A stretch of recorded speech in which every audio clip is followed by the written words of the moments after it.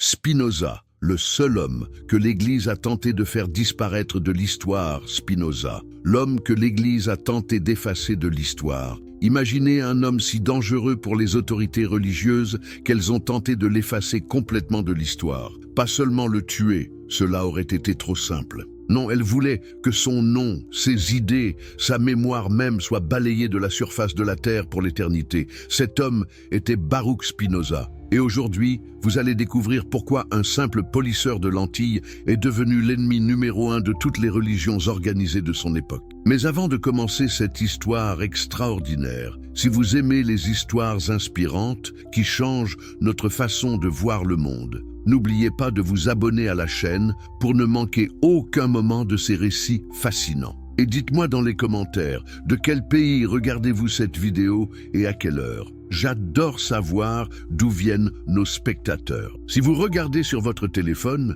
n'hésitez pas à liker. Cela aide énormément à faire découvrir ces histoires à plus de personnes. Alors, êtes-vous prêt à découvrir l'histoire de l'homme que l'Église a voulu faire disparaître? Le jeune hérétique d'Amsterdam, l'enfant prodige dans une communauté menacée. Nous sommes en 1132. À Amsterdam. Savez-vous ce qui se passait dans cette ville à cette époque? C'était un refuge pour les juifs séfarades qui fuyaient l'Inquisition espagnole et portugaise. Dans ce contexte de peur et de survie, naît un enfant qui va bouleverser l'histoire de la pensée occidentale, Baruch Spinoza. Mais qui était vraiment cet enfant? Son père, Miguel, était un marchand prospère qui avait réussi à reconstruire sa vie après avoir fui le Portugal. La famille Spinoza faisait partie de cette communauté juive portugaise qui avait tout perdu mais qui s'accrochait désespérément à ses traditions et à sa foi. Pourquoi cette communauté était-elle si attachée à ses croyances? Parce qu'elle avait vu ce que signifiait les perdre, l'exil, la mort, la disparition. Dans ce monde fermé et protecteur, le jeune Baruch se distingue rapidement. À l'âge de 6 ans, il maîtrise déjà l'hébreu avec une aisance qui impressionne ses professeurs. À 10 ans, il lit couramment le latin et commence à étudier la philosophie antique. Mais ce qui frappe le plus ses maîtres, ce ne sont pas ses capacités intellectuelles exceptionnelles, c'est sa façon de poser des questions. Imaginez la scène. Nous sommes dans l'école rabbinique Etz Haïm d'Amsterdam. Le jeune Baruch, âgé de 12 ans, lève la main pendant un cours sur la Torah. « Maître, dit-il avec cette voix claire qui va bientôt terrifier l'Europe entière, si Dieu est parfait et éternel, pourquoi a-t-il besoin de tant de règles pour nous gouverner ? Ne devrait-il pas être au-dessus de nos petites préoccupations humaines ?» Silence dans la classe. Le rabbin Saoul Lévi Morteira, l'un des érudits les plus respectés de la communauté, regarde cet enfant avec un mélange d'admiration et d'inquiétude, car cette question simple cache en réalité une remise en cause fondamentale de toute la structure religieuse. Mais Baruch ne s'arrête pas là. Au fil des années, ces questions deviennent de plus en plus audacieuses. À 15 ans, il demande pourquoi Dieu permettrait la souffrance s'il est bon. À 17 ans, il questionne la véracité littérale des miracles bibliques. À 20 ans, il formule la question qui va sceller son destin. Comment pouvons-nous être sûrs que la Bible a été écrite par Dieu et non par des hommes? Les premières fissures dans la foi. Vous vous demandez peut-être comment un jeune homme élevé dans une communauté si religieuse en est arrivé à de telles questions. La réponse se trouve dans son environnement même. Amsterdam du XVIIe siècle était une ville cosmopolite où se côtoyaient des penseurs de toutes les nationalités. La communauté juive, malgré sa fermeture, ne pouvait pas complètement s'isoler des courants intellectuels de l'époque. Spinoza découvre les œuvres de Descartes qui vient de révolutionner la philosophie avec son discours de la méthode. Il lit également Giordano Bruno, ce moine italien brûlé vif en 1600 pour avoir osé dire que l'univers était infini et que Dieu se confondait avec la nature. Ces lectures agissent sur son esprit comme une révélation. Mais ce qui trouble le plus la communauté, c'est que Baruch ne garde pas ses doutes pour lui. Il commence à en parler avec ses condisciples, puis avec des amis en dehors de l'école. Bientôt, des rumeurs circulent. Le fils de Miguel Spinoza pose des questions dangereuses. Il remet en question l'autorité de Moïse. Il doute de l'immortalité de l'âme. Il suggère même que les miracles pourraient avoir des explications naturelles. Le rabbin Morteira, qui avait tant d'espoir pour ce jeune prodige, commence à s'inquiéter sérieusement. Il convoque Baruch pour des entretiens privés. « Mon enfant, lui dit-il avec une tendresse teintée d'angoisse. Tes questions sont brillantes, mais elles peuvent détruire la foi de notre peuple. Nous avons survécu à l'Inquisition en préservant nos croyances. Veux-tu vraiment risquer de nous affaiblir de l'intérieur? Mais comment arrêter un esprit qui a goûté à la liberté de penser? Spinoza respecte son maître, mais il ne peut plus faire taire les questions qui bouillonnent en lui. À 23 ans, il franchit définitivement la ligne rouge. Dans une discussion publique à la synagogue, il déclare « Je pense que la Bible a été écrite par des hommes, pour des hommes, et qu'elle contient des erreurs humaines. Nous devons la lire avec notre raison,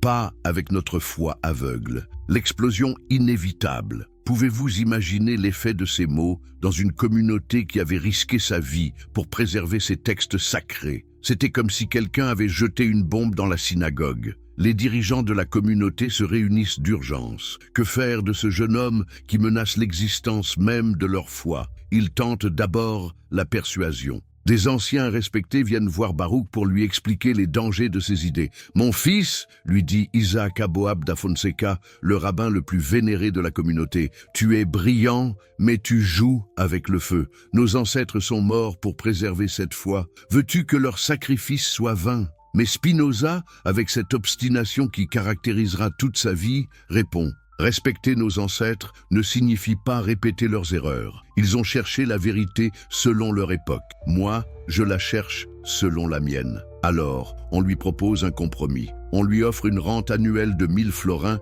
une somme considérable à l'époque, s'il accepte de garder ses opinions pour lui et de continuer à assister aux offices religieux. Savez-vous ce que répond Spinoza? Vous voulez acheter mon silence? Mais ma conscience n'est pas à vendre. Cette réponse scelle son destin. Le 27 juillet 1656, par une chaude journée d'été, Baruch Spinoza, âgé de 23 ans, se présente à la synagogue comme chaque sabbat. Mais cette fois, au lieu d'entendre les prières habituelles, il entend les mots qui vont changer sa vie à jamais. Le rabbin Morteira, les larmes aux yeux, lit le texte de l'excommunication la plus violente de l'histoire du judaïsme. Par le décret des anges et par la sentence des saints, nous excommunions, expulsons, maudissons et anathématisons Baruch de Spinoza. Qu'il soit maudit le jour et maudit la nuit, qu'il soit maudit quand il se couche et quand il se lève, qu'il soit maudit quand il sort et quand il entre. Imaginez la scène, un jeune homme de 23 ans, debout au milieu de la synagogue, écoutant sa propre communauté le maudire pour l'éternité. Ses amis d'enfance détournent le regard. Sa famille, honteuse, l'abandonne. En quelques minutes, Baruch Spinoza devient l'homme le plus seul d'Amsterdam. Mais savez-vous ce qui se passe alors? Au lieu de s'effondrer, au lieu de supplier le pardon, Spinoza se redresse. Il regarde ces hommes qui l'ont élevé, qui l'ont aimé, qui maintenant le maudissent, et il dit simplement « Fort bien, vous ne me forcez à rien que je n'eusse fait de moi-même. » Le révolutionnaire de la pensée. La naissance d'une philosophie dangereuse. Que fait un homme quand il a perdu sa famille, sa communauté, son identité même? Baruch Spinoza, désormais excommunié et maudit, aurait pu sombrer dans l'amertume ou la folie. Mais vous savez ce qu'il fait? Il change son nom en Benedictus, la traduction latine de Baruch, et il commence à construire la philosophie la plus révolutionnaire de son époque. Mais où va-t-il vivre? Qui va l'accepter? Heureusement pour l'humanité,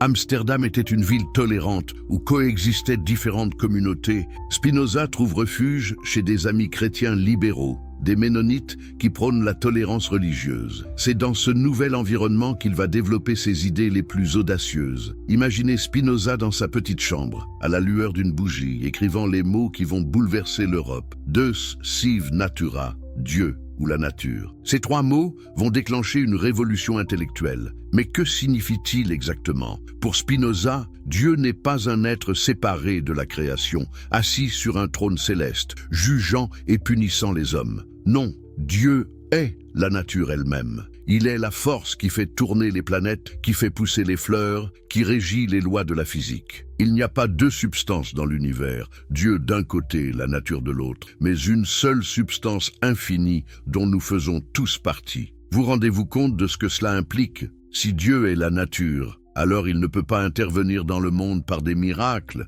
car cela signifierait qu'il viole ses propres lois. Si Dieu est la nature, alors il n'a pas de volonté personnelle, pas de colère, pas de préférence pour un peuple, plutôt qu'un autre. Et si nous faisons partie de cette substance divine, alors nous sommes tous, d'une certaine façon, divins. L'édifice mathématique de la vérité. Mais comment Spinoza présente-t-il ses idées révolutionnaires? De façon extraordinaire, il choisit d'écrire sa philosophie sous forme de théorèmes mathématiques. Pourquoi ce choix? Parce que selon lui, la vérité philosophique doit être aussi rigoureuse et indiscutable que la vérité mathématique. Imaginez, vous ouvrez son livre, L'éthique, et vous trouvez des définitions, des axiomes, des propositions et des démonstrations exactement comme dans un manuel de géométrie. Proposition 1. La substance est par nature antérieure à ses modifications. Démonstration, cela est évident par les définitions 3 et 5. C'est révolutionnaire. Jamais personne n'avait tenté d'expliquer la nature de Dieu et de l'homme avec la précision des mathématiques. Mais que dit exactement cette éthique géométrique? Elle démantèle systématiquement toutes les croyances religieuses traditionnelles. Spinoza démontre que le libre arbitre est une illusion. Nous pensons choisir nos actions, mais en réalité, nous sommes déterminés par une chaîne infinie de causes et d'effets. Sommes-nous donc des marionnettes? Non, répond Spinoza. Nous sommes libres dans la mesure où nous comprenons les lois qui nous gouvernent. Il démontre également que le bien et le mal ne sont pas des catégories absolues. Ce qui est bon pour l'homme n'est pas nécessairement bon pour le lion. Ce qui est moral dans une société peut être immoral dans une autre. Les valeurs ne sont pas inscrites dans l'éternel. Elles sont relatives aux besoins de chaque être. La critique biblique révolutionnaire, mais l'œuvre qui va vraiment mettre le feu aux poudres, c'est son traité théologico-politique, publié anonymement en 1670. Savez-vous ce que fait Spinoza dans ce livre? Il applique la méthode scientifique à l'étude de la Bible. Il analyse les textes sacrés comme n'importe quel document historique, en cherchant à comprendre qui les a écrits, quand, pourquoi et pour qui. Ses conclusions sont explosives. Moïse n'a pas écrit le Pentateuque. C'est impossible puisque ses livres racontent sa propre mort. La Bible contient des contradictions, des erreurs historiques, des ajouts tardifs. Les prophètes n'étaient pas des visionnaires divins, mais des hommes de leur époque qui parlaient selon les connaissances et les préoccupations de leur temps. Mais attention, Spinoza ne rejette pas la Bible pour autant. Il dit simplement « cessons de la traiter comme un manuel de science ou d'histoire. Utilisons-la pour ce qu'elle est vraiment, un guide moral et spirituel qui nous enseigne la justice et la charité. » Vous imaginez l'effet de ces mots sur les autorités religieuses. Spinoza ne se contente pas de critiquer une religion particulière. Il sape les fondements de toute religion révélée. Si la Bible peut être analysée scientifiquement, qu'est-ce qui distingue le christianisme du judaïsme ou de l'islam? Tous ne sont-ils pas des constructions humaines? Mais le plus scandaleux, c'est que Spinoza ne s'arrête pas là. Il en profite pour défendre la liberté de pensée et d'expression. Dans une époque où l'hérésie était punie de mort, il écrit « La liberté de philosopher ne peut être supprimée sans supprimer en même temps la piété et la paix publique. » Cette phrase va résonner dans toute l'Europe. Des intellectuels persécutés y trouvent un manifeste de résistance. Mais les églises y voient une déclaration de guerre. Car comment maintenir son autorité si chacun peut penser librement? La persécution implacable, l'alliance contre l'ennemi commun. Savez-vous ce qui se passe quand le traité théologico-politique paraît en 1670? C'est un phénomène extraordinaire dans l'histoire. Pour la première fois, catholiques, protestants et juifs s'unissent contre un ennemi commun. Spinoza réussit l'exploit de réconcilier des communautés qui se font la guerre depuis des siècles. Mais pourquoi cette union sacrée? Parce que Spinoza ne s'attaque pas à une religion particulière. Il dynamite les fondements mêmes de la foi révélée. Peu importe que vous croyiez au pape ou à Luther, à Moïse ou à Mahomet, si Spinoza a raison, vous vous trompez tous. L'Église catholique est la première à réagir. Le 30 juin 1670, le livre est mis à l'Index Librorum Prohibitorum. Mais cela ne suffit pas. Le cardinal Lambertini écrit au nonce apostolique des Pays-Bas « Ce livre est plus dangereux que tous les écrits des hérétiques précédents. Il faut l'écraser dans l'œuf. Les protestants ne sont pas en reste. Le synode de Dordrecht condamne l'ouvrage comme blasphématoire et athée. En Angleterre, l'évêque de Worcester déclare « Spinoza est l'antéchrist des temps modernes. » En Allemagne, les universités interdisent même de citer son nom. Mais la réaction la plus violente vient paradoxalement de la communauté juive d'Amsterdam. Le rabbin Orobio de Castro, ancien médecin de la cour d'Espagne converti au judaïsme, écrit « Spinoza est un monstre qui a quitté la synagogue pour mieux la détruire. Il est plus dangereux que tous les persécuteurs que nous avons connus. » Imaginez, l'homme qui a été excommunié par sa propre communauté est maintenant considéré comme l'ennemi de toutes les religions. N'est-ce pas là le signe qu'il a touché quelque chose de fondamental? La vie dans l'ombre. Mais comment vit Spinoza dans cette atmosphère de haine générale? Il a quitté Amsterdam pour le petit village de Rijnsburg, près de Leyde. Là, dans une maison modeste, il mène une existence simple et retirée. Pour survivre, il polit des lentilles optiques, un métier qu'il avait appris par passion pour la science. Vous vous demandez peut-être pourquoi il a choisi ce métier? Parce que Spinoza était fasciné par l'optique, cette science qui permet de voir au-delà des apparences. N'est-ce pas symbolique? L'homme qui polissait les lentilles pour clarifier la vision physique polissait aussi les concepts pour clarifier la vision intellectuelle. Sa routine est immuable. Le matin, il travaille dans son atelier, façonnant le verre avec une précision mathématique. L'après-midi, il écrit sa philosophie avec la même rigueur. Le soir, il reçoit quelques amis fidèles ou correspond avec des intellectuels européens qui admirent secrètement ses idées. Mais cette vie apparemment paisible est constamment menacée. Des pasteurs viennent prêcher devant sa maison, exhortant les villageois à chasser le damné. Des pamphlets circulent, le décrivant comme un agent du diable. Et toujours, cette épée de Damoclès, la menace de l'arrestation. Car officiellement, Spinoza n'existe plus. Ses livres sont publiés anonymement ou sous de faux noms. Ses correspondants utilisent des codes pour éviter la censure. Lui-même signe parfois ses lettres BDS, Benedictus de Spinoza, ou adopte des pseudonymes. L'offre empoisonnée de Heidelberg. En 1673, un événement extraordinaire se produit. Le prince électeur palatin Charles-Louis, admirateur secret de Spinoza, lui offre une chaire de professeur à l'université de Heidelberg. Imaginez, après des années de persécution, on reconnaît enfin la valeur de ses idées. Mais lisez attentivement la lettre d'invitation. Sa sérénité électorale vous offre une chaire de professeur ordinaire de philosophie, avec la condition que vous ne troubliez pas la religion publiquement établie. Vous comprenez le piège? On offre à Spinoza une tribune, mais à condition qu'il renonce à sa liberté de penser. C'est exactement ce que sa communauté juive lui avait proposé 20 ans plus tôt. La réponse de Spinoza est un chef-d'œuvre de dignité. Je ne sais dans quelles limites devrait être circonscrite cette liberté de philosopher pour que je ne paraisse pas vouloir troubler la religion publiquement établie. Les dissensions naissent non pas tant de l'ardent amour de la religion que de la diversité des affections humaines. En d'autres termes, vous voulez que j'enseigne la philosophie sans philosopher? Impossible.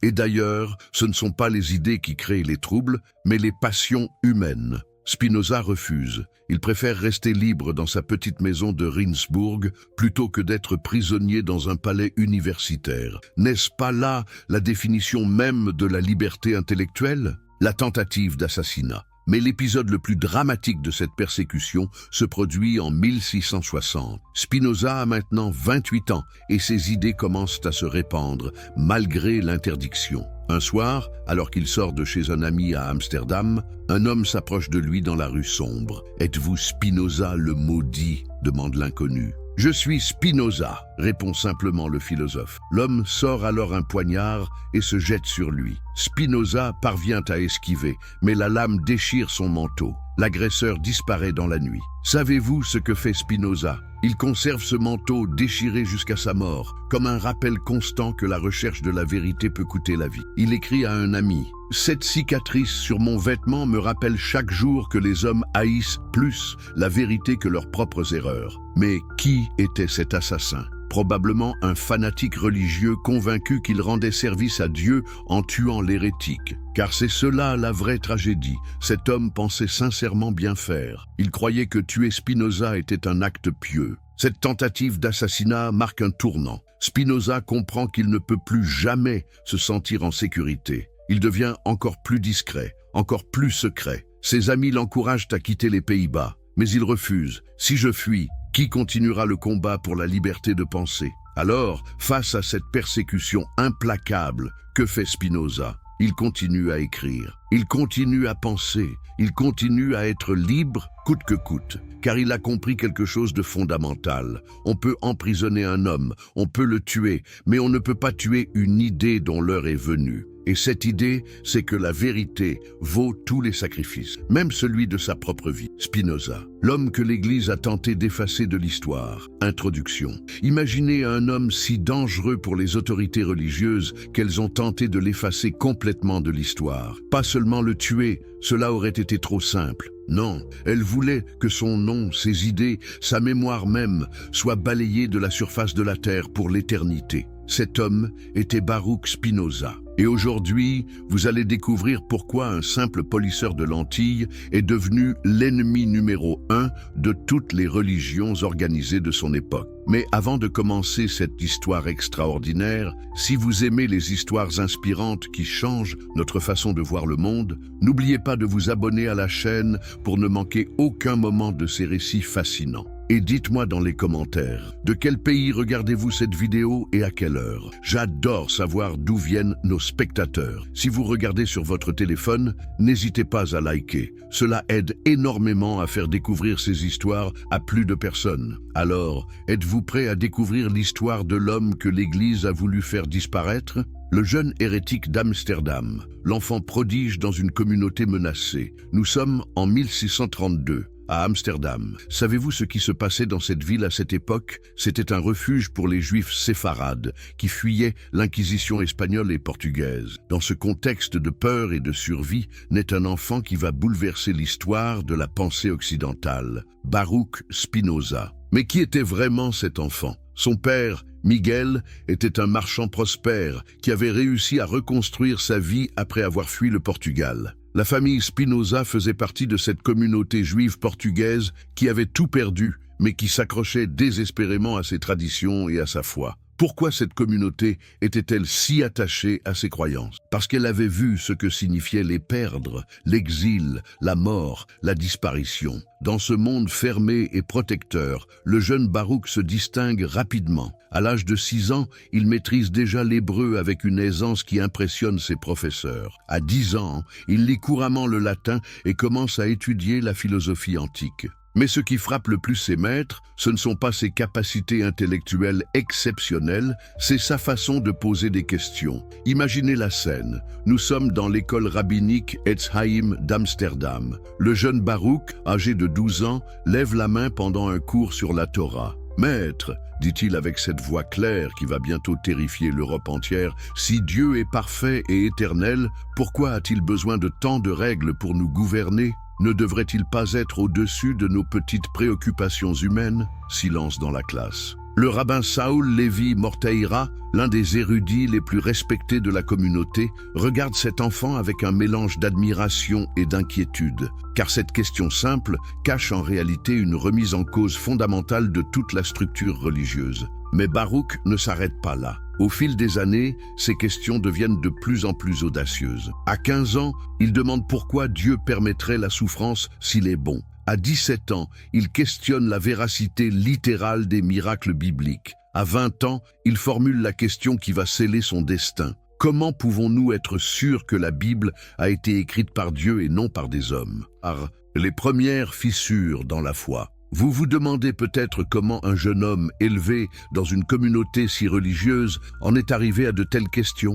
La réponse se trouve dans son environnement même. Amsterdam du XVIIe siècle était une ville cosmopolite où se côtoyaient des penseurs de toutes les nationalités. La communauté juive, malgré sa fermeture, ne pouvait pas complètement s'isoler des courants intellectuels de l'époque. Spinoza découvre les œuvres de Descartes qui vient de révolutionner la philosophie avec son discours de la méthode. Il lit également Giordano Bruno, ce moine italien brûlé vif en 1600 pour avoir osé dire que l'univers était infini et que Dieu se confondait avec la nature. Ces lectures agissent sur son esprit comme une révélation. Mais ce qui trouble le plus la communauté, c'est que Baruch ne garde pas ses doutes pour lui. Il commence à en parler avec ses condisciples, puis avec des amis en dehors de l'école. Bientôt, des rumeurs circulent. Le fils de Miguel Spinoza pose des questions dangereuses. Il remet en question l'autorité de Moïse. Il doute de l'immortalité de l'âme.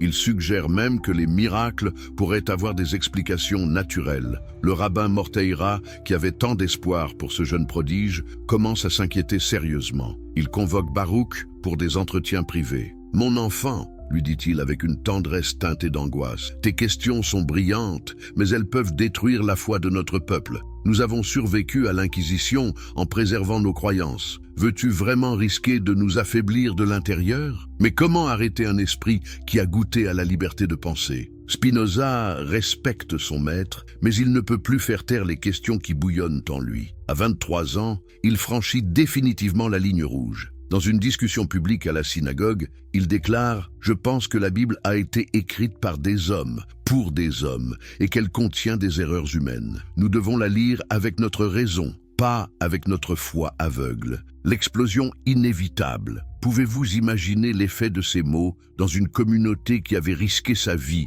pour préserver ses textes sacrés? C'était comme si quelqu'un avait jeté une bombe dans la synagogue. Les dirigeants de la communauté se réunissent d'urgence. Que faire de ce jeune homme qui menace l'existence même de leur foi? Ils tentent d'abord la persuasion. Des anciens respectés viennent voir Baruch pour lui expliquer les dangers de ses idées. « Mon fils, lui dit Isaac Aboab da Fonseca, le rabbin le plus vénéré de la communauté, tu es brillant, mais tu joues avec le feu. Nos ancêtres sont morts pour préserver cette foi. Veux-tu que leur sacrifice soit vain ?» Mais Spinoza, avec cette obstination qui caractérisera toute sa vie, répond « Respecter nos ancêtres ne signifie pas répéter leurs erreurs. Ils ont cherché la vérité selon leur époque. Moi, je la cherche selon la mienne. » Alors, on lui propose un compromis. On lui offre une rente annuelle de 1000 florins, une somme considérable à l'époque, s'il accepte de garder ses opinions pour lui et de continuer à assister aux offices religieux.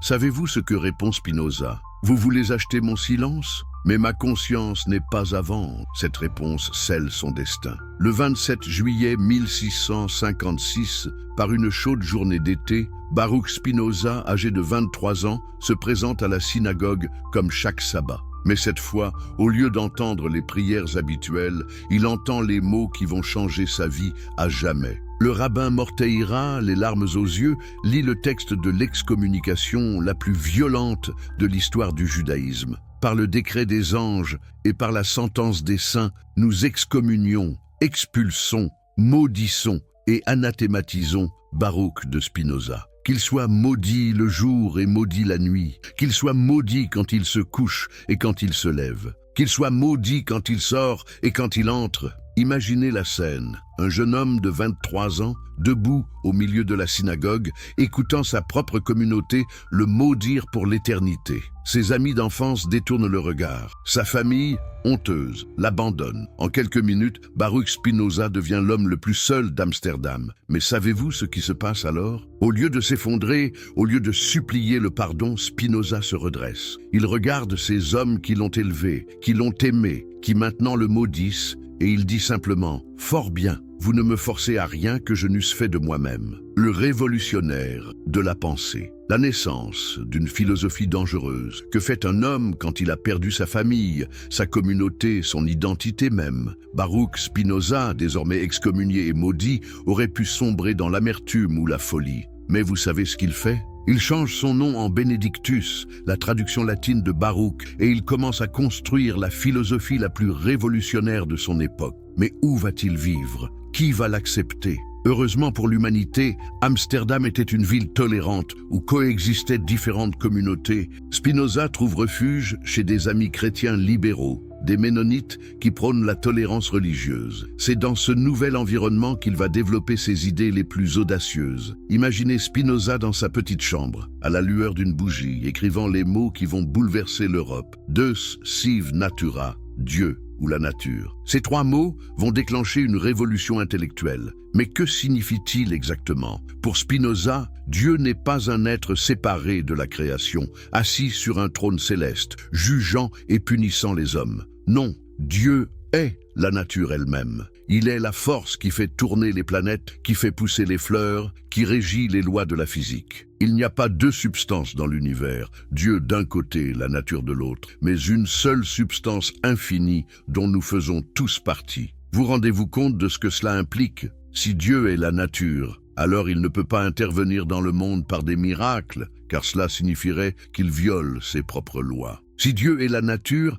alors il n'a pas de volonté personnelle, pas de colère, pas de préférence pour un peuple plutôt qu'un autre. Et si nous faisons partie de cette substance divine, alors nous sommes tous, d'une certaine façon, divins. L'édifice mathématique de la vérité. Mais comment Spinoza présente-t-il ses idées révolutionnaires? De façon extraordinaire, il choisit d'écrire sa philosophie sous forme de théorèmes mathématiques. Pourquoi ce choix? Parce que selon lui, la vérité philosophique doit être aussi rigoureuse et indiscutable que la vérité mathématique. Imaginez, vous ouvrez son livre, L'éthique, et vous trouvez des définitions, des axiomes, des propositions et des démonstrations exactement comme dans un manuel de géométrie. Proposition 1. La substance est par nature antérieure à ses modifications. Démonstration, cela est évident par les définitions 3 et 5. C'est révolutionnaire. Jamais personne n'avait tenté d'expliquer la nature de Dieu et de l'homme avec la précision des mathématiques. Mais que dit exactement cette éthique géométrique? Elle démantèle systématiquement toutes les croyances religieuses traditionnelles. Spinoza démontre que le libre arbitre est une illusion. Nous pensons choisir nos actions, mais en réalité, nous sommes déterminés par une chaîne infinie de causes et d'effets. Sommes-nous donc des marionnettes? Non, répond Spinoza. Nous sommes libres dans la mesure où nous comprenons les lois qui nous gouvernent. Il démontre également que le bien et le mal ne sont pas des catégories absolues. Ce qui est bon pour l'homme n'est pas nécessairement bon pour le lion. Ce qui est moral dans une société peut être immoral dans une autre. Les valeurs ne sont pas inscrites dans l'éternel. Elles sont relatives aux besoins de chaque être. La critique biblique révolutionnaire, mais l'œuvre qui va vraiment mettre le feu aux poudres, c'est son traité théologico-politique, publié anonymement en 1670. Savez-vous ce que fait Spinoza dans ce livre? Il applique la méthode scientifique à l'étude de la Bible. Il analyse les textes sacrés comme n'importe quel document historique, en cherchant à comprendre qui les a écrits, quand, pourquoi et pour qui. Ses conclusions sont explosives. Moïse n'a pas écrit le Pentateuque. C'est impossible puisque ses livres racontent sa propre mort. La Bible contient des contradictions, des erreurs historiques, des ajouts tardifs. Les prophètes n'étaient pas des visionnaires divins, mais des hommes de leur époque qui parlaient selon les connaissances et les préoccupations de leur temps. Mais attention, Spinoza ne rejette pas la Bible pour autant. Il dit simplement « cessons de la traiter comme un manuel de science ou d'histoire. Utilisons-la pour ce qu'elle est vraiment, un guide moral et spirituel qui nous enseigne la justice et la charité. » Vous imaginez l'effet de ces mots sur les autorités religieuses. Spinoza ne se contente pas de critiquer une religion particulière. Il sape les fondements de toute religion révélée. Si la Bible peut être analysée scientifiquement, qu'est-ce qui distingue le christianisme du judaïsme ou de l'islam? Tous ne sont-ils pas des constructions humaines? Mais le plus scandaleux, c'est que Spinoza ne s'arrête pas là. Il en profite pour défendre la liberté de pensée et d'expression. Dans une époque où l'hérésie était punie de mort, il écrit « La liberté de philosopher ne peut être supprimée sans supprimer en même temps la piété et la paix publique. » Cette phrase va résonner dans toute l'Europe. Des intellectuels persécutés y trouvent un manifeste de résistance. Mais les églises y voient une déclaration de guerre. Car comment maintenir son autorité si chacun peut penser librement? La persécution implacable, l'alliance contre l'ennemi commun. Savez-vous ce qui se passe quand le traité théologico-politique paraît en 1670? C'est un phénomène extraordinaire dans l'histoire. Pour la première fois, catholiques, protestants et juifs s'unissent contre un ennemi commun. Spinoza réussit l'exploit de réconcilier des communautés qui se font la guerre depuis des siècles.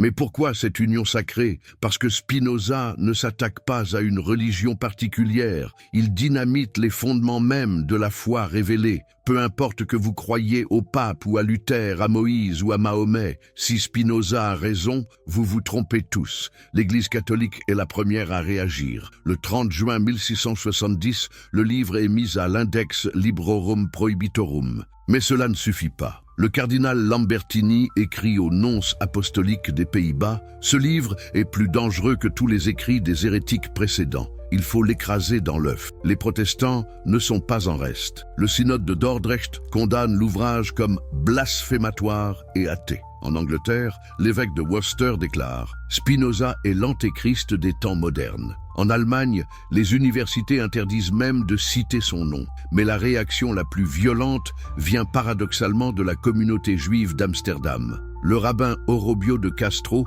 ancien médecin de la cour d'Espagne converti au judaïsme, écrit « Spinoza est un monstre qui a quitté la synagogue pour mieux la détruire. Il est plus dangereux que tous les persécuteurs que nous avons connus. » Imaginez, l'homme qui a été excommunié par sa propre communauté est maintenant considéré comme l'ennemi de toutes les religions. N'est-ce pas là le signe qu'il a touché quelque chose de fondamental? La vie dans l'ombre. Mais comment vit Spinoza dans cette atmosphère de haine générale? Il a quitté Amsterdam pour le petit village de Rijnsburg, près de Leyde. Là, dans une maison modeste, il mène une existence simple et retirée. Pour survivre, il polit des lentilles optiques, un métier qu'il avait appris par passion pour la science. Vous vous demandez peut-être pourquoi il a choisi ce métier? Parce que Spinoza était fasciné par l'optique, cette science qui permet de voir au-delà des apparences. N'est-ce pas symbolique? L'homme qui polissait les lentilles pour clarifier la vision physique polissait aussi les concepts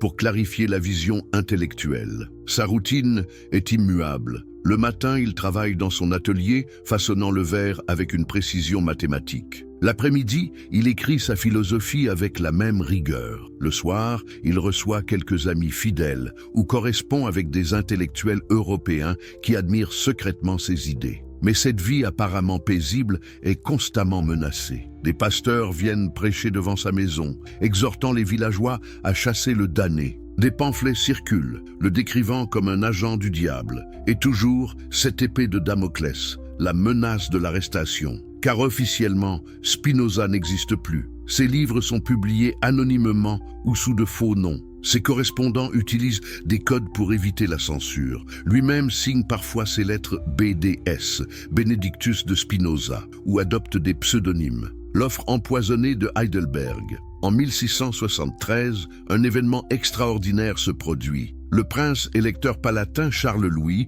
admirateur secret de Spinoza, lui offre une chaire de professeur à l'université de Heidelberg. Imaginez, après des années de persécution, on reconnaît enfin la valeur de ses idées. Mais lisez attentivement la lettre d'invitation. Sa sérénité électorale vous offre une chaire de professeur ordinaire de philosophie, avec la condition que vous ne troubliez pas la religion publiquement établie. Vous comprenez le piège? On offre à Spinoza une tribune, mais à condition qu'il renonce à sa liberté de penser. C'est exactement ce que sa communauté juive lui avait proposé 20 ans plus tôt. La réponse de Spinoza est un chef-d'œuvre de dignité. Je ne sais dans quelles limites devrait être circonscrite cette liberté de philosopher pour que je ne paraisse pas vouloir troubler la religion publiquement établie. Les dissensions naissent non pas tant de l'ardent amour de la religion que de la diversité des affections humaines. En d'autres termes, vous voulez que j'enseigne la philosophie sans philosopher?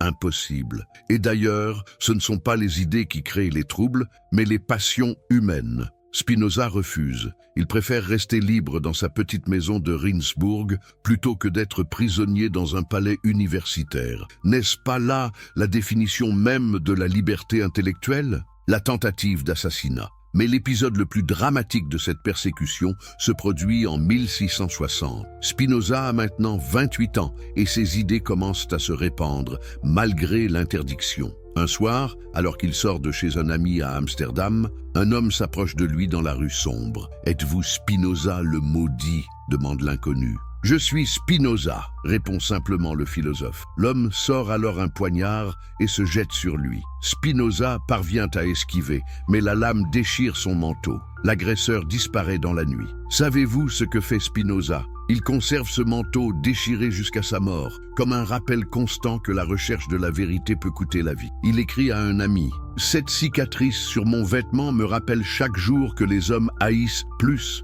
la vérité que leurs propres erreurs. » Mais qui était cet assassin? Probablement un fanatique religieux convaincu qu'il rendait service à Dieu en tuant l'hérétique. Car c'est cela la vraie tragédie. Cet homme pensait sincèrement bien faire. Il croyait que tuer Spinoza était un acte pieux. Cette tentative d'assassinat marque un tournant. Spinoza comprend qu'il ne peut plus jamais se sentir en sécurité. Il devient encore plus discret, encore plus secret. Ses amis l'encouragent à quitter les Pays-Bas, mais il refuse. « Si je fuis, qui continuera le combat pour la liberté de penser ?» Alors, face à cette persécution implacable, que fait Spinoza? Il continue à écrire, il continue à penser, il continue à être libre coûte que coûte, car il a compris quelque chose de fondamental. On peut emprisonner un homme, on peut le tuer, mais on ne peut pas tuer une idée dont l'heure est venue. Et cette idée, c'est que la vérité vaut tous les sacrifices, même celui de sa propre vie. La bataille après la mort. Les derniers jours du philosophe maudit,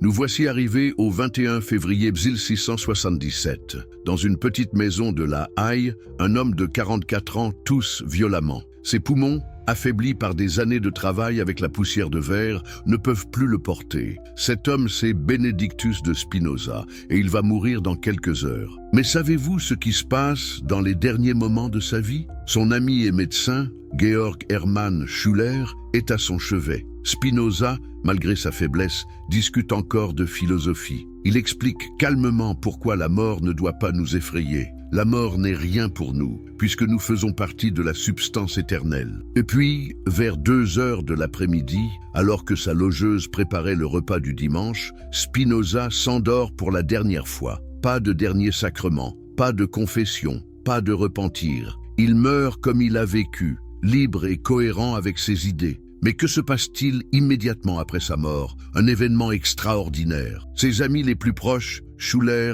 Jarrigel, Ludwig Mayer, se précipitent chez lui. Ils ne viennent pas pour pleurer, mais pour sauver quelque chose de plus précieux que la vie de leur ami, ses manuscrits inédits. Car imaginez, Spinoza est mort en laissant derrière lui son chef-d'œuvre, l'Éthique, qu'il n'a jamais osé publier de son vivant. Ce livre contient ses idées les plus révolutionnaires, celles qui peuvent vraiment changer l'histoire de la pensée humaine. Mais si les autorités mettent la main dessus, tout sera perdu. Alors ces hommes courageux organisent une véritable opération clandestine. Ils rassemblent tous les écrits de Spinoza, les cachent dans des sacs et les emportent secrètement. Savez-vous ce qu'ils font ensuite? Ils se lancent dans une course contre la montre pour publier ses œuvres avant que les autorités ne puissent les interdire. L'opération secrète de publication. Mais comment publier les œuvres de l'homme le plus haï d'Europe? Les amis de Spinoza font preuve d'un génie tactique remarquable. Ils divisent le travail. Schuller s'occupe de la traduction latine, Gell de la version hollandaise, Meyer de la supervision générale. Ils choisissent un imprimeur discret à Amsterdam, Jan Rieverts, qui avait déjà publié anonymement le traité théologico-politique. Mais cette fois, les risques sont énormes. S'ils sont découverts, c'est la prison, voire la mort. Imaginez la tension. Ils travaillent la nuit, dans le secret le plus absolu. Ils utilisent de faux noms, des adresses fictives. Sur la page de titre, ils inscrivent Hambourg au lieu d'Amsterdam pour tromper les autorités. Et ils ne mentionnent nulle part le nom de Spinoza, seulement ses initiales, BDS. Mais le plus extraordinaire, c'est qu'ils réussissent. En décembre 1677, 8 mois seulement après la mort de Spinoza, paraissent les Opera Postuma, les œuvres posthumes. Pour la première fois, le public peut lire l'Éthique dans son intégralité. Vous imaginez l'effet? C'est comme si une bombe philosophique explosait dans toute l'Europe. Les lecteurs découvrent enfin la pensée complète de l'homme qu'on leur avait présenté comme un monstre. Et beaucoup réalisent qu'ils ont été trompés. La contre-attaque immédiate. Mais les églises ne restent pas passives. Dès janvier 1678, soit un mois seulement après la publication, les autorités hollandaises interdisent la vente des Opera Postuma. mais c'est trop tard. Le livre circule déjà dans toute l'Europe.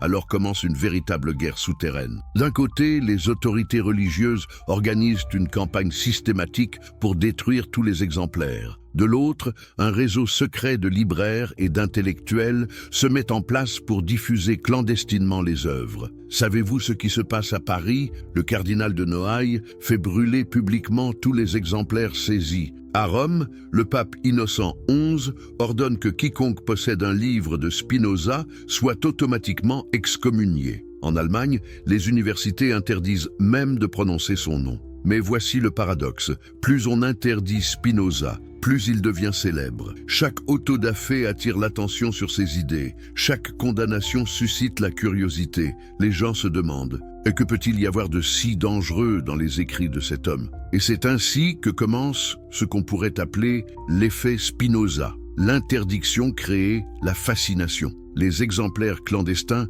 se vendent à prix d'or. Des copies manuscrites circulent sous le manteau. Des nobles, des bourgeois, des intellectuels se retrouvent secrètement pour discuter de ces idées. La légende noire est la vérité. Mais les églises ne se contentent pas d'interdire les livres. Elles lancent une campagne de propagande massive pour noircir la réputation de Spinoza. Elles répandent des rumeurs sur sa vie privée, inventent des anecdotes sur sa supposée immoralité, le décrivent comme un athée pervers et dangereux. Écoutez ce qu'écrit le pasteur Johann Franz Budeus en 1701. Spinoza était un homme de mœurs dissolues, qui niait l'existence de Dieu et encourageait tous les vices. Il est mort dans d'atroces souffrances, abandonné de tous, comme un châtiment divin. Pouvez-vous imaginer mensonge plus grossier? Spinoza, qui avait mené une vie d'une simplicité exemplaire, qui n'avait jamais eu de scandale, qui était respecté même par ses ennemis pour son honnêteté, devient dans cette propagande un débauché notoire. Mais pourquoi tant de haine? Parce que les autorités religieuses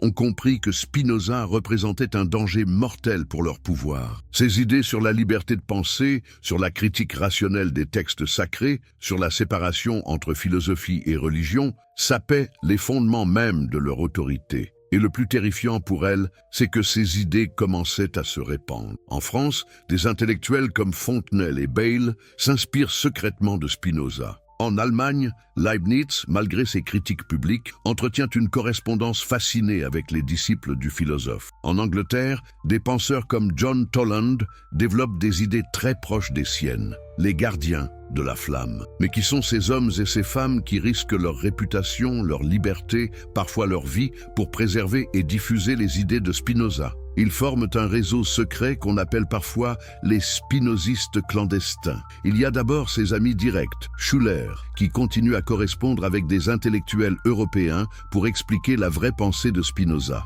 Gels, qui consacre sa fortune à financer la diffusion des œuvres. Meyer, qui rédige des défenses anonymes du philosophe. Mais il y a aussi des inconnus, des héros de l'ombre, comme ce libraire de Lyon qui cache des exemplaires de l'Éthique dans ses murs, comme cette marquise parisienne qui organise des lectures secrètes dans son salon, comme ce professeur de Heidelberg qui enseigne Spinoza sous le nom de philosophe X. Savez-vous ce qui les motive? La conviction que Spinoza a eu raison, que ses idées sont trop précieuses pour être perdues. Ils comprennent qu'ils participent à un moment historique crucial, la bataille pour la liberté de penser. Et cette bataille, ils la mènent avec une ingéniosité remarquable. Ils créent des codes, des réseaux de correspondance, des systèmes de distribution clandestine. Ils traduisent les œuvres en différentes langues, les adaptent pour différents publics, les dissimulent dans d'autres livres. La résurrection progressive. Mais comment les idées de Spinoza survivent-elles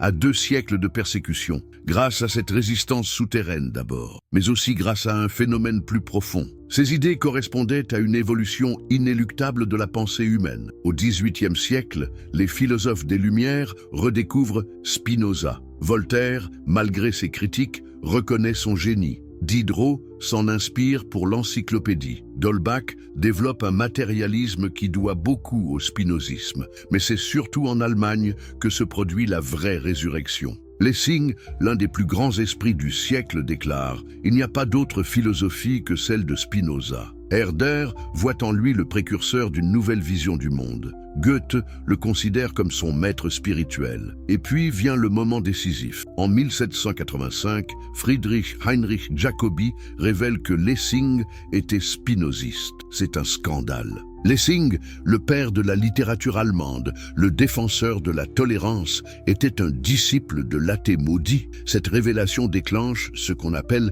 la querelle du spinozisme. Toute l'intelligentsia allemande se divise. Les uns défendent Spinoza, les autres l'attaquent. Mais l'essentiel est fait, on parle enfin ouvertement de lui. L'influence secrète sur les grands esprits. Mais savez-vous que bien avant cette résurrection officielle, Spinoza influençait déjà les plus grands esprits? Take Kant, par exemple. Officiellement, il critique sévèrement le spinozisme. Mais lisez attentivement sa critique de la raison pure. N'y trouvez-vous pas des échos de la méthode géométrique de Spinoza ou prenez Hegel? Toute sa philosophie de l'esprit absolu ne doit-elle pas beaucoup au Dieu nature de Spinoza? Hegel lui-même l'avoue. Pour philosopher, il faut d'abord être spinoziste. Et que dire de Schopenhauer? Il reconnaît explicitement sa dette envers Spinoza. Ou de Nietzsche, qui voit en lui un précurseur de sa critique de la morale chrétienne. Mais l'influence la plus surprenante, c'est peut-être celle sur la science moderne. Quand Einstein déclare « Je crois au Dieu de Spinoza », il révèle quelque chose de profond. La vision spinoziste d'un univers gouverné par des lois rationnelles, sans intervention divine arbitraire, correspond exactement à la vision scientifique moderne. Et aujourd'hui, les neurosciences ne confirment-elles pas les intuitions de Spinoza sur l'unité du mental et du physique? La physique quantique ne rejoint-elle pas sa vision d'un univers où tout est interconnecté? La victoire posthume, l'ironie de l'histoire. Nous voici arrivés à la fin de cette histoire extraordinaire. Baruch Spinoza est mort il y a plus de 3 siècles, pauvre, persécuté, officiellement maudit par toutes les religions. Ses livres ont été brûlés, son nom a été effacé des registres, sa mémoire a été vouée à l'oubli éternel. Mais regardez autour de vous aujourd'hui. Dans quelle société vivons-nous? Une société où la liberté de penser est un droit fondamental, où on peut critiquer les religions sans risquer la mort, où la science étudie l'univers sans se préoccuper des dogmes religieux, où chacun peut chercher la vérité selon sa raison. N'est-ce pas exactement le monde dont rêvait Spinoza? Celui pour lequel il a sacrifié sa famille, sa communauté, sa sécurité, sa vie même? Mais l'ironie va plus loin. Savez-vous ce qui est arrivé à la synagogue qu'il a excommuniée? Elle a été détruite par les nazis. Savez-vous ce qui est arrivé aux églises qui l'ont persécutée? Elles ont perdu leur pouvoir temporel. Savez-vous ce qui est arrivé aux universités qui interdisaient son nom? Elles enseignent maintenant sa philosophie avec respect. Et Spinoza, il est devenu immortel. Ses œuvres sont étudiées dans le monde entier. Ses idées inspirent encore les penseurs d'aujourd'hui. Sa statue trône sur la place du marché de la Haye, là même où il a vécu ses dernières années dans l'ombre. L'héritage vivant. Mais au-delà de cette victoire symbolique, qu'est-ce que Spinoza nous a vraiment légué? D'abord, cette idée révolutionnaire que la vérité n'appartient à personne, ni aux prêtres, ni aux rois, ni aux traditions. Elle appartient à quiconque a le courage de la chercher par sa raison. Ensuite, cette conviction que la liberté de penser est le bien le plus précieux de l'humanité, plus précieux que la sécurité, plus précieux que la richesse, plus précieux même que la vie, car sans cette liberté, que sommes-nous? Des esclaves déguisés en hommes libres. Il nous a aussi enseigné que la tolérance n'est pas une faiblesse, mais une force, que la diversité des opinions enrichit l'humanité au lieu de la diviser, que nous pouvons discuter de nos différences sans nous entretuer. Et puis, il nous a montré par son exemple qu'un homme seul peut changer le monde, qu'il suffit parfois d'une voix pour briser des siècles de silence, qu'une idée juste vaut toutes les armées, le message éternel. Mais si Spinoza revenait aujourd'hui, que dirait-il? Serait-il satisfait de son héritage? Je pense qu'il nous mettrait en garde contre de nouveaux dogmatismes, car aujourd'hui comme hier, il existe des autorités qui veulent nous dire ce qu'il faut penser, ce qu'il faut croire, ce qu'il faut dire. Spinoza nous rappellerait que la liberté de penser n'est jamais acquise définitivement, qu'elle doit être reconquise à chaque génération, qu'elle demande du courage, de la vigilance, de la détermination. Il nous dirait aussi que la vérité ne se trouve pas dans les livres, même les siens, mais dans l'exercice libre de notre raison, que nous devons penser par nous-mêmes, quoi qu'il nous en coûte. Et surtout, il nous rappellerait que nous ne sommes pas des îles isolées, mais des parties d'un tout plus grand, que notre bonheur dépend du bonheur des autres, que notre liberté n'a de sens que si elle contribue à la liberté de tous. L'éternité d'une idée. Alors, en terminant cette histoire, permettez-moi de vous poser une dernière question. Qu'est-ce qui rend un homme véritablement immortel? Est-ce la richesse, le pouvoir, la gloire, les monuments de pierre? Non. Ce qui rend immortel, c'est d'avoir eu une idée juste au bon moment. C'est d'avoir eu le courage de la défendre contre tous. C'est d'avoir préféré la vérité à la facilité, la liberté à la sécurité, l'humanité à soi-même. Spinoza est mort dans l'oubli, mais il vit dans chaque esprit libre. Il a été maudit par son époque, mais il est béni par l'histoire. Il a été chassé par les hommes, mais il a trouvé refuge dans l'éternité. Car, voyez-vous, on peut brûler des livres, on peut détruire des monuments, on peut même effacer des noms. Mais on ne peut pas tuer une idée dont l'heure est venue. Et l'heure de la liberté de penser était venue, pour toujours. Baruch Spinoza l'avait compris. C'est pourquoi il pouvait dire, face à tous ses persécuteurs, « Je ne regrette rien, car j'ai vécu selon ma raison, et c'est là la vraie liberté. » Aujourd'hui, 3 siècles plus tard, nous savons qu'il avait raison. La liberté de penser a vaincu, la vérité a triomphé, et l'homme que l'Église voulait faire disparaître de l'histoire est devenu l'un des phares de l'humanité. N'est-ce pas là le plus beau des miracles, celui d'une idée qui ressuscite son créateur et change le monde pour toujours? Si cette histoire vous a inspiré, si elle vous a fait réfléchir sur la valeur de la liberté de penser, alors dites-le moi dans les commentaires. Et si vous voulez découvrir d'autres histoires de ces hommes et femmes qui ont changé le monde par leurs idées, n'oubliez pas de vous abonner, car après tout, nous sommes tous les héritiers de Spinoza. Nous sommes tous appelés à penser librement. Et vous, de quel pays regardez-vous cette vidéo? À quelle heure? Partagez-le avec nous, car cette histoire nous concerne tous, où que nous soyons, quelle que soit notre époque. Si vous êtes sur téléphone, un petit like nous aide énormément à faire connaître ces histoires à plus de personnes qui, comme Spinoza, croient en la force des idées. La liberté de penser n'a pas de frontières, elle n'a pas d'heure, elle n'a qu'une exigence, le courage de penser par soi-même. Merci d'avoir écouté l'histoire de Baruch Spinoza, l'homme que l'Église a tenté de faire disparaître de l'histoire, mais qui a fini par la transformer pour toujours.